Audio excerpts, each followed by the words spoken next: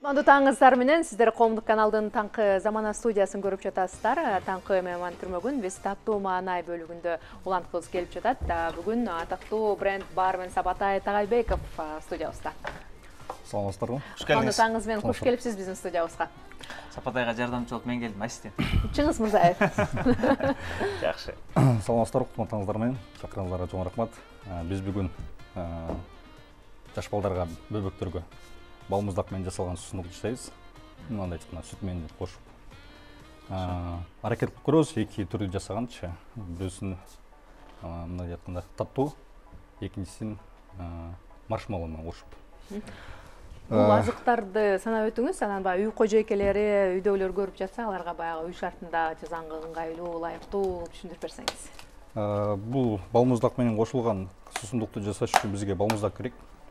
Экинчиден сүт. Сүттүн мүмкүн болсо майлуулук пайызы көбүрөөк болсо жакшы болот. Анткени бул мындайча айтканда коюулук болуп берет. Бизге азыр биринчисин жасаган мороженое керек, балмуздак керек, агынан. Кадимки эле.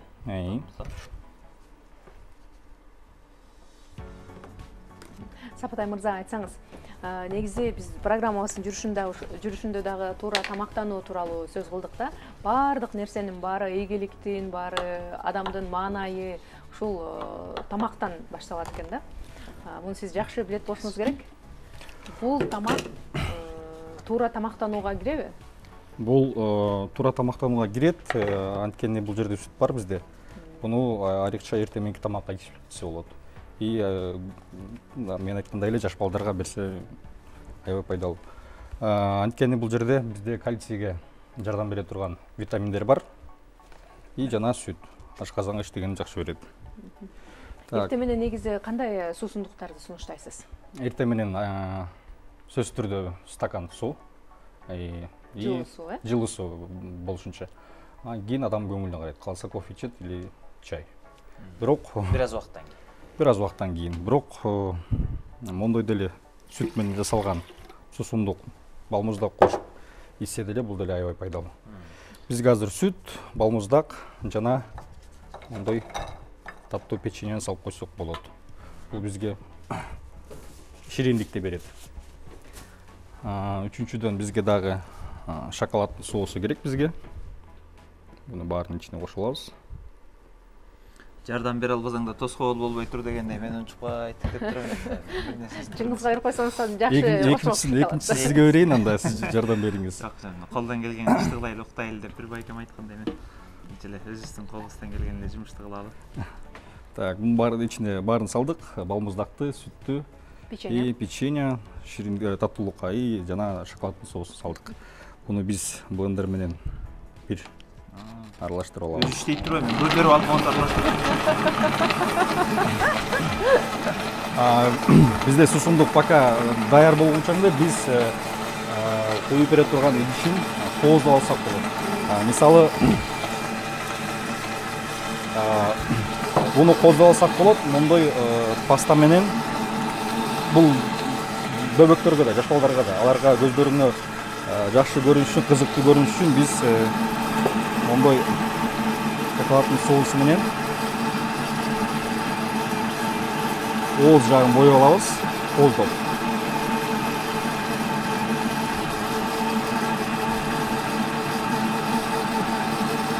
Тамак ашты декор кылуу дагы бул өзүнчө бир убакытты алат, өзүнчө искусство десек дагы туура болот, Сапатай мырза. Туура, анткени мисалы кухняда деле иштеген ашпозчу болот. Өчүрөңүз. Өчүрөйүн? Болду. Кухняда иштеген ашпозчу болот. Менин оюмча көп адам мындай айтканда ашпозчу боло албайт. Ашпозчу болуу үчүн биринчи өчүрүт бул өзүнүн жумушун жасаган жакшы билиш керек. И адамдын мындай айтканда даамы жакшы болуш керек. Ошондой эле бизде мисалы биздин тармакта бар тармакта ошол жумушун сүйгөн ошол жумушун билген берилген адам керек. Анан айтып коюшат эмеспи, баягы ар бир кесиптин ээлери деле мисалы 1% талант болсо, анан 99% эмгек болсо баардык ишти баягы үлгүрсөк болот депчи. Сиздерде да ошондойбу? Бизде деле ошондой. Сиз айтмакчы 90% бул бизге эмгек керек. И ошол жумушту сүйүп билиш керек. Сиз сыяктуу мыкты адискөй мырза башка бирөөнүн жасаган ошол тамак ашына канааттанбай калышы мүмкүнбү? Андай сын көз менен караган. Кандап жейсиздерби деген сөз келип жатат. Андай учурлар деле бизде болот. Эми ар түрдүү адамдар болот. Мисалчы бир адамга жагат, бир адамга жакпай калышы мүмкүн. Бирок биз көбүнчө аракет кылабыз ошо баардыгына көңүлүн ток калтырганы. Бизде баары даяр болду. Азыр буну биз эсип алгандан кийин. Сапатай, буну жаш балдарга дедиңиз, биз ичсек болобу? Сизге деле болот. Сизге деле болот. Эрке баласы элем да. Баардыгына болот. Жандан бери оюм ошо кетпейт. Кандай кылсам экен деп шылтап атам. Эйин таксам экен деппи. Эми бул жаш балдар деген бизде жаш балдардын көбү мындайча айтканда балмуздакты жакшы көрөт, татуулар жакшы көрөт. Биринчиси бизде даяр болду, буну кое туралы бул жерге. И экинчисин жасап көрөлү азыр. Сапатай мырза, айтсаңыз, мына ашпозчулукту дагы өзүнүн баягы кесиптик ченемдери болот экен да. Биринчи жөн эле ашпозчу, анан шеф ашпозчу, жогорку ашпозчу, тепкичтери дегендей. Сиздерде дагы сиз жөн эле бармен эмес, бренд бармен экенсиз. Бул даражага кандай жеттиңиз? Бул даражага жеткеним себеби бул эң жогорку деңгээли да, бармендиктин. Будан деле кийинки жогорку тепкичтер болот. Мегабренд дегендер болсо. Мегабренд дегендер жок. Обычный бармен болот, өзүнчө иштеген. И бренд бармен. Биз мындайча айтканда идейный адамдарбыз. Биз идея алып келебиз, биз меню жасайбыз. Жаратмандар экенсиз. Жаратмандарбыз. Мындайча айтканда искусствону жакшы көрөбүз. И жараткан жакшы көрөбүз. Сиздер жасаган эксперименттерде окшошпой калган учурлар болуп калабы кээде? Же андай мүмкүн эмеспи? Сиз айткандай табити бар кишилердики дайым эле окшошо береби? Болуп турат андай учурлар делечи, биздечи. Бирок биз бирдемкени жасарнасында бир канча жасап, өзү ичип, тааныштарыбызга же чогуу иштеген коллегаларыбызга берип лабораториядан алып чыгат экенсиздер. Сөзсүз түрдө. Дегустация кылып, Анан демек ошол мисалы бүгүн деле бизге 2 түрлүү коктейль жасап жатасыз да. Бул сиз ойлоп тапкан, лабораториядан өткөн, дегустациядан өткөн рецепт. Ошондой, бирок менин билишим боюнча дүйнө жүзүндө мондой балмуздак менен жасаган суусундуктун толтура түрү бар. 1000дей ашык. Бул экөөнү болсо мен өзүмдүн рецепттеримди кошком. Ушундай сыяктуу эле бар башка жерлердечи, жасагандар деле бар. Бирок мен бул жерге өзүмдүн мындайча айтканда сыйкырдуу рецепттеримди кошуп койгом.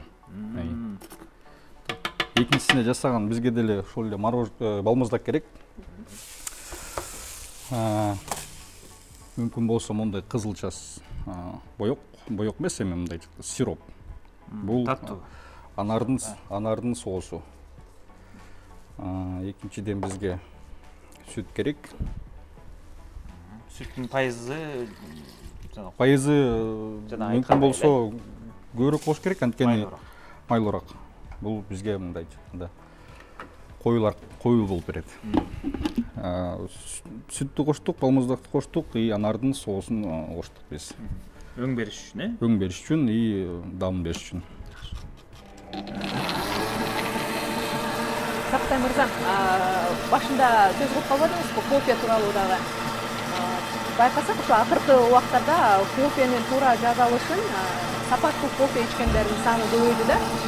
Шаарыбыздан маселен кафетерийлер көбөйдү. Бүгүнкү күндө ушул кофени туура жасоо боюнча дагы сиз мастер-класс окууларды өткөрүп жүрөсүз. Азыр кызыккандар көппү? Болду дейм. Болду эми. Бизде кофени, биздин шаарыбызда, биздин Кыргызстанда кофени билип ичкен уже менин билишим боюнча 5 жыл мурун эле башталды. Кофе маданияты. Кофе маданияты деп койсок болот. Азыр шаарда көп кафетерийлер, аябай көп, бирок мен өзім деле барып турам, ичип турам. Жетип атканда жакшы кофени жасаган саналуу эле. Ашып барса бир 2-3 жерде жакшы кофе жасайт. Кофени жасаган деле өзүнүн ыкмалы болот. Бариста деп коет, бирок кофени жасаган деле өзүнүн ыкмалы болот. Ошонун кофенин өзүнүн градусун байкаш керек. Ошондой эле сүттү кошуп атканда деле сүттүн градусун караш керек, сүттүн үстүндөгү түсүн караш керек. Кофени жасап атканда убактысына караш керек. Көп кармабаш керек, бат кылбаш керек. Анткени кофени кошкондо кофе может күйүп калышы мүмкүн. Анткени кофе аппаратта жасалат да. Эми үйдө жасаган, ал эми өзү жасап ичебиз. Кофени аппарат менен жасасак, ал башкача. Такыр башкача, ага дагы мындайча айтканда тажрыйба керек, кылып көрүш керек. Жасаганда бирок туура жасаш керек. Чыныгы кофенин даамын сезип алгандан кийин ошол жерден эле чай ичкиң келип, издеп барасың, ошол жерге. Азыр биздин агаларыбыз айтып атпайбы, телеграмда барсызбы десе, кечинде эле үйдө болбосом күндүзү телеграмда элемин депчи. Ошоңар сиздердин да жумушуңуздар эми баягы жигит кишинин эшикте болгону жакшы дейт. Сыртта көп нерсе жумушта болот болушуңузга керек, убактыңыздардын көбү, Мен жумушта күнүнө 25 саат. 10 сааттан 15 саатка чейин убактым кетет жумушка. Бирок жакшы болгон жумушуң болсо, бул жумуш деп да эсептелинбейт, рахатталуу болуш керек сиз үчүн. Мен жумушумду аябай жакшы көрөм, сүйөм. Анткени мен бул тармакта иштегениме көп жыл болду. Эсептеп көрсөм 7-8 жыл болуптур. Ушунча жылдан бери иштеп келатам. Көңүл менен бирөө алып келди да, эмне болду? Мен өзүм кесиптик лицейди окуп бүткөм, ашпозчуга. Баштан эле ошол бүткөм да. Ал жерде бизде бир гана ашпозчу эмес, бармен үйрөтчү, кофе жасаганды, чай үйрөткөн, чай жасаганды. Бар болчу бизде, ошолорду жасаткан. Мен ошол убакта окуп жүргөндө кызыгым көбүнчө ушул бар тармакка. Чай жасаганы, сусундар жасаганы, ушул жакка кызыгым көп болду. Бизде баары даяр болду. Бизге булардын үстүнө мындайча айтканда сливки коюп коелу, кооздоп.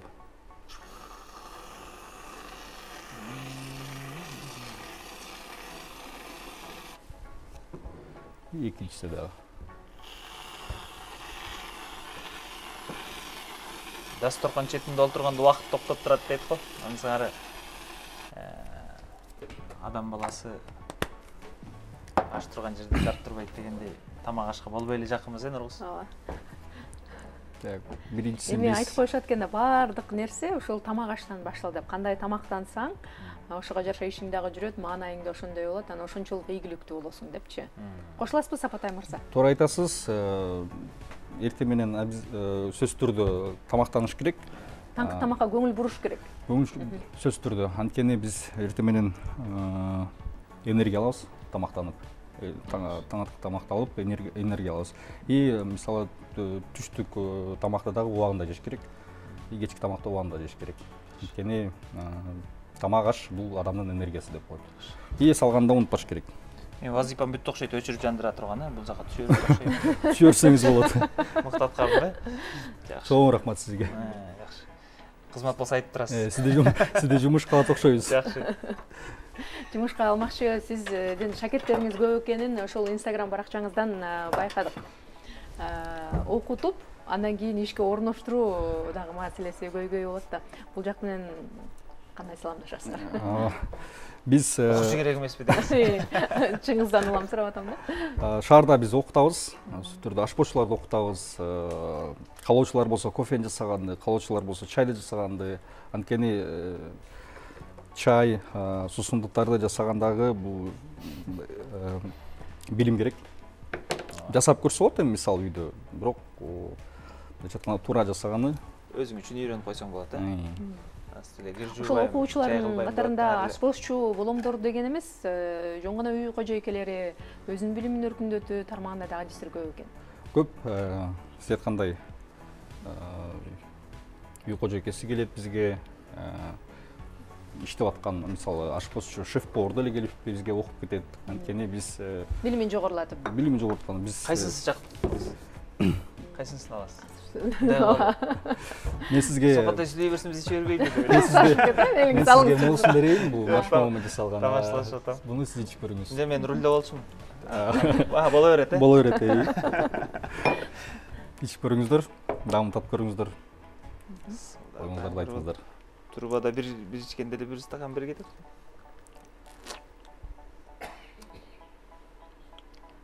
Мында эфир үчүн эле эмес, чындап эле сонун болуптур. Азаматсыз. Үйдө жасап жесеңиз болот, балдарыңызга, өбөктөргө жасап берсеңиз. Эң сонун болуптур. Рецепттерин дагы бир сүрө кайталап коесуздар, кожокелер жазып алышсын, азыр көрүп жаткан теле көрүүчүлөр болсо. Жөн эле балмуздак жеп жүргөн кишилергеби? Бул балмуздак менен жасалган суусундукту дагы байкап жасаш керек, анткени биз колдонгон продукталардын сапатын караш керек, убактысын караш керек. Көбүнчө балмуздак менен бул таттуу нерселерди жасаш керек. Буга бизге балмуздак керек, сүт керек, майлык пайызы жогорураак болуш керек и таттуу. Рахмат сизге, ийгилик каалайбыз. Бүгүнкү күнүңүз жакшы маанайда улансын. Урматтуу теле көрүүчүлөр, биз сиздерге эскертип кетели. Таңкы маанайыбыз таттуу маанай түрмөгүндө уланды. Сапатай Тагайбеков бренд бармен болду. Үй шартында сүт менен жасалуучу эки суусундуктун жакшы окумасы менен бөлүштү. Рахмат сизге дагы бир жолу.